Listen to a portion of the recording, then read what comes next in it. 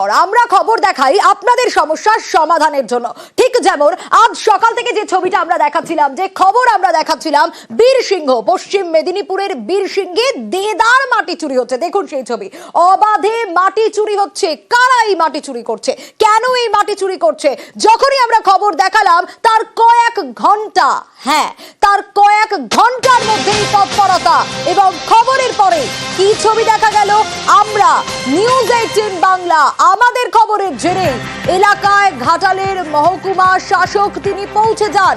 তারপর কি হলো, কি ব্যবস্থা নেওয়া হলো, আরো বিস্তারিত এই বিষয়ে জানাতে পারবে সুকান্ত রয়েছে আমার সঙ্গে। সুকান্ত, সকাল থেকেই খবর আমরা দেখিয়েছি, আর আমাদের খবরের জেরেই কয়েক ঘন্টার মধ্যে তৎপরতা। সোনিয়া, দেখো সকালবেলা আমরা যে খবর দেখিয়েছিলাম যে ঘাটালের বীরসিংহ এলাকায় দেদার মাটি চুরি হচ্ছে, আর সেই খবর দেখার পরেই কিন্তু প্রশাসনের আধিকারিকরা, অর্থাৎ ঘাটালের মহকুমা শাসক, ভূমি দপ্তরের আধিকারিকরা, তারা কিন্তু ওই এলাকায় পৌঁছে যান এবং পৌঁছে গিয়ে তারাও দেখেন যে অবৈধভাবে মাটি চুরি হচ্ছে। অর্থাৎ তারা পরিষ্কার জানিয়ে দেন যারা মাটি কারবার করছিলেন যে তাদের কাছে কি সিও আছে, কাগজপত্র আছে, কিন্তু দেখা যায় যে খুব অল্প পরিমাণ টাকার একটা সিও কাটা হয়েছে, তাও সেই সিও বৈধ নয়। এরপরে কিন্তু দুটি মাটি বোঝাই ট্র্যাক্টর এবং তার সাথে একটি মাটি কাটা জেসিবি মেশিন আটক করা হয়েছে। পুরো ঘটনার কিন্তু তদন্ত শুরু করেছে প্রশাসন এবং যথোপযুক্ত ব্যবস্থা নেওয়া হবে ওই মাটি কারবারিদের বিরুদ্ধে বলেই জানিয়েছেন প্রশাসনের আধিকারিকরা।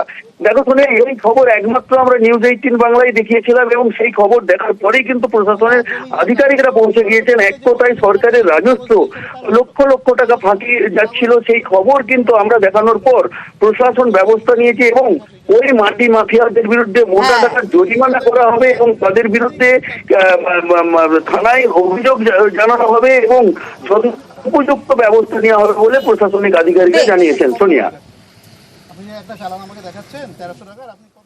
মাটি কাটা হচ্ছে, ওনারা যে বলছেন এটা আমরা ভেবেছিলাম প্রথমে হয়তো সরকারি খাল, যেটা দেখা গেল এটা এক্স জমিদারি ক্যানেল এবং রায়ত সম্পত্তির মধ্যে আছে, কিন্তু তবুও যে মাটি যতটা পরিমাণে কাটছে, আমরা যে রয়্যালটি চালান দেখলাম পেনাল্টি, সেটা কিন্তু অনেকটাই কম। আমরা ওটা ল্যান্ড দপ্তরকে বলেছি যে ক্যালকুলেশন করে দেখতে যে কতটা এক্সাক্ট মাটি কাটা হচ্ছে সারাদিনে, সেই অনুযায়ী যেন কালেকশন করা হয় পেনাল্টি, এবং যে ট্র্যাক্টরগুলো আছে সেগুলোর যে পেছনে ক্যারেজ ডালা লাগানো আছে সেটার পারমিশন আছে কিনা সেটা আমি দেখবো, যদি না থাকে তাহলে ট্র্যাক্টরগুলো সিজ করা হবে। আচ্ছা, এটা কি পাবলিক প্রপার্টি ওরা যে দাবি করছিল? ওটা আমার রেকর্ড দেখতে হবে, মাপতে হবে, মেজারমেন্ট করতে হবে। কি ব্যবস্থা নেবেন? সিজ করবো।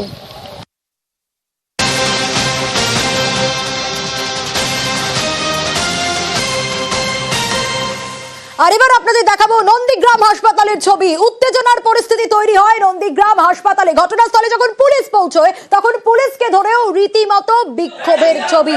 শিশু মৃত্যুর অভিযোগ রয়েছে। আগে দেখুন কি পরিস্থিতি তৈরি হয়েছিল।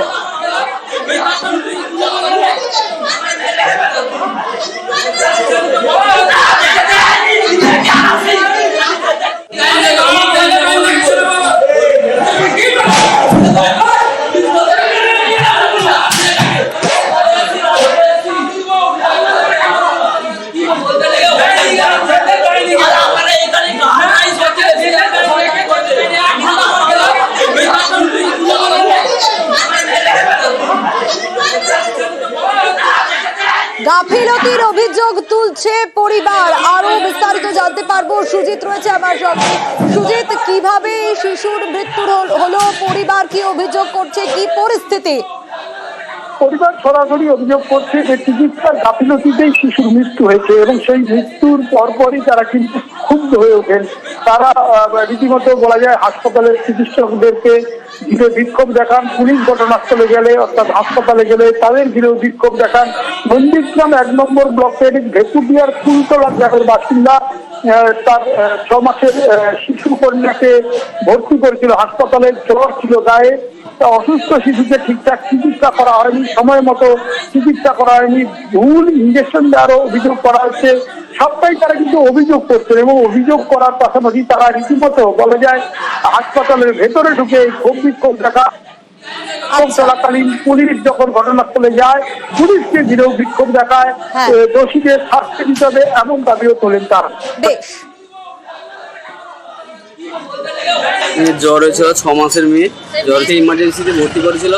ভর্তি করার পর কোনো রিপোর্ট করেনি, সমস্ত চিকিৎসকের ওষুধপত্রও ঠিক মতন পরিষেবাও পায়নি, গার্ডদেরও দুর্ব্যবহারও আছে। এই ইঞ্জেকশনটা একটা দিয়ে মানে দেওয়ার সাথে সাথে আমার মেয়েটা মারা যায়। ওই ইঞ্জেকশনটা কি ছিল সেটাও বলতে পারছি না, ওটা উনি জানে। কড়া ব্যবস্থা নেওয়া হয়, শাস্তি যেন দেওয়া হয়। ছবিটা দেখাই, দেখুন ডাম্পারের মধ্যে জঞ্জাল সারি দিয়ে দাঁড়িয়ে রয়েছে। হাওড়ার জঞ্জাল কলকাতায় পাঠাতে সমস্যা হচ্ছে, সেতুতে ওঠার আগেই এই সমস্যা। আরো ডিটেল জানাতে পারবে দেবাশিস রয়েছে আমার সঙ্গে। দেবাশিস, কিছুক্ষণ আগে যখন কথা হচ্ছিল তুমি বলছিলে যে কার্যক্ষমতা কম এই জাম্পারগুলোর, কোনো কি সমস্যার সমাধান হলো না এখনো একই জায়গায়? দেখো, সমস্যার সমাধান হওয়া একেবারেই সম্ভব নয় এক দুদিনে। এই সমস্যার সমাধান হতে আরো বেশ কিছুদিন সময় লাগবে, যা পরিস্থিতি দেখাচ্ছে। হাওড়া শহরের বিস্তীর্ণ এলাকায় যে রাস্তাঘাটে আবর্জনা, যে ভ্যাটগুলি রয়েছে, সেগুলি এখন উপচে পড়ে রাস্তা কার্যত অর্ধেক করে দিয়েছে। তার কারণ কি, যে হাওড়া পুরসভার তরফ থেকে কলকাতা পুরসভা জানিয়েছিল যে তাদের যে আবর্জনা, সেই আবর্জনা প্রত্যেক দিন তারা নিয়ে নেবে, অর্থাৎ 650 কুইন্টাল মেট্রিক টন আবর্জনা তারা ভ্যাটে ফেলা হবে অর্থাৎ কলকাতায়। কিন্তু কলকাতায় নিয়ে যাবে কারা? কলকাতায় যেতে লাগবে হচ্ছে এই আবর্জনা বোঝাই বহনকারী ডাম্পার। সেই ডাম্পারের কার্যক্ষমতা কার্যত শূন্য, যেখানে মাত্র হাওড়ায় 2 থেকে 3 কিলোমিটার রাস্তায় গিয়ে বেলগাছিয়া ডাম্পার বাজারে সেগুলিকে ফেলা দিত। কিন্তু এই আবর্জনা বোঝাই কয়েক মেট্রিক টন মাল নিয়ে সেগুলি দ্বিতীয় হুগলি সেতুতে উঠতেই পারছে না ডাম্পারগুলো, ফলে কার্যত তাদেরকে আবার ফিরে আসতে হচ্ছে। আর সেই কারণেই কলকাতায় যে আবর্জনা ফেলার প্রক্রিয়া, তা কার্যত বলা যেতে পারে। কবে সমস্যার সমাধান হয় অবশ্যই নজর থাকবে। ধাপায় যাচ্ছে, মানে যা আমাদের ডাম্পিং হচ্ছে সেটাই হবে। এক্ষেত্রে কিছু কিছু এজেন্সি দেখা যাচ্ছে তাদের অসুবিধা হচ্ছে, তাদের গাড়ি বা বিভিন্ন লজিস্টিক তাদের সমস্যা হচ্ছে। অন্য বিকল্প আমরা চেষ্টা করছি অ্যারেঞ্জ করার। কিন্তু একটা জিনিস হচ্ছে, যেহেতু হঠাৎ করে, আমি আবারও আগেও বলেছি যে হঠাৎ করে একটা এত দিনের সিস্টেম একটা সাডেনলি জিনিসটা ক্র্যাশ মানে করেছে, তো তার জন্য ন্যাচারালি একটু এই সময় লাগছে। কিন্তু আমাদের গার্বেজ কালেকশন শুরু হয়ে গেছে।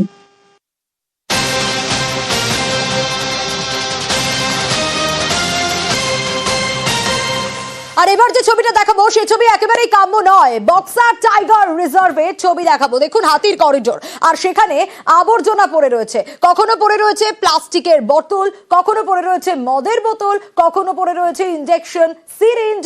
আর এটা কেন হবে? বারবার এই প্রশ্নই ঘোরাফেরা করছে এই ছবিটা দেখার পর সাধারণ মানুষের মনে। বন দপ্তর কি বলছে রাজকুমারের কাছ থেকে জানবো। রাজকুমার, এই ছবিটা তো একেবারেই কাম্য নয়, তাহলে কেন এরকম অবস্থা? সোনিয়া, দেখো, এই ভয়ঙ্কর ছবিটা ঠিকই বলেছো তুমি, একদমই কাম্য নয়।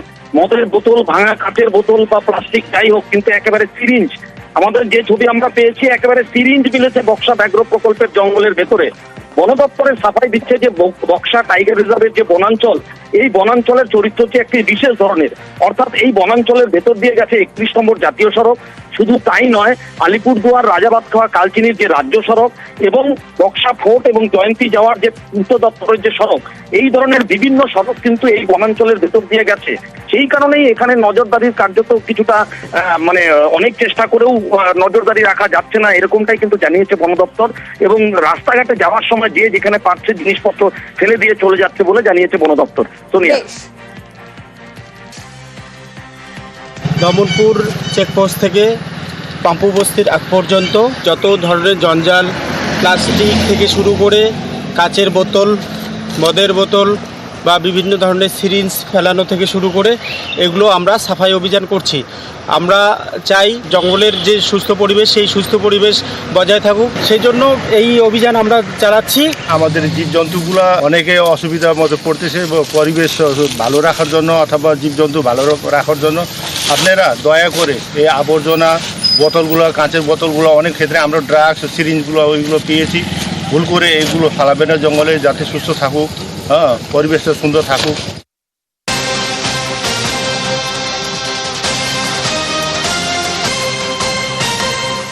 আর এবার নজর রাখবো সোনামুখীর ধান সিমলা জঙ্গলের দিকে, যেখানে অগ্নিকাণ্ড আর আগুন ছড়িয়ে পড়ছে একের পর এক। গোটা জঙ্গল জুড়ে আগুন লেগে গেছে, কিন্তু কেন এই ঘটনা ঘটলো, কারা এই কাজ করলো, সেই সব কি জানা গেল? আরো বিস্তারিত এই বিষয়ে জানতে পারবো দেবব্রতর কাছ থেকে। দেবব্রত, এখনো পর্যন্ত কি আপডেট পাওয়া যাচ্ছে, কিভাবে এই আগুন লাগলো, এই পরিস্থিতি তৈরি হলো?